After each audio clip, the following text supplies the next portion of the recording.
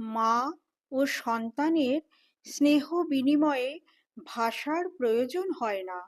তাই ভারতের বিভিন্ন ভাষাভাষীরও তাঁর কৃপা গ্রহণে কোনো বাধা হয়নি।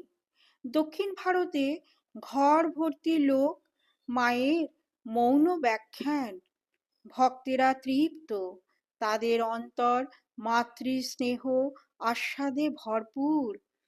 ব্যাঙ্গালোরে মা গোবিপুরের কেপ টেম্পল দর্শন করে এসে দেখলেন আশ্রমের বিরাট প্রাঙ্গণ লোকে ভর্তি, ভক্তেরা তার জন্য অপেক্ষা করছেন।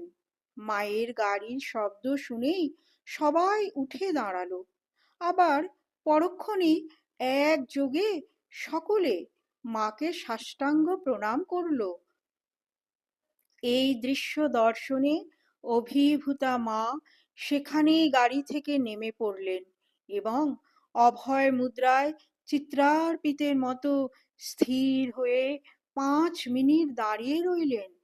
ভাষার কোনো প্রয়োজন রইল না। নিঃশব্দই বাংময় হয়ে উঠল শতগুণে।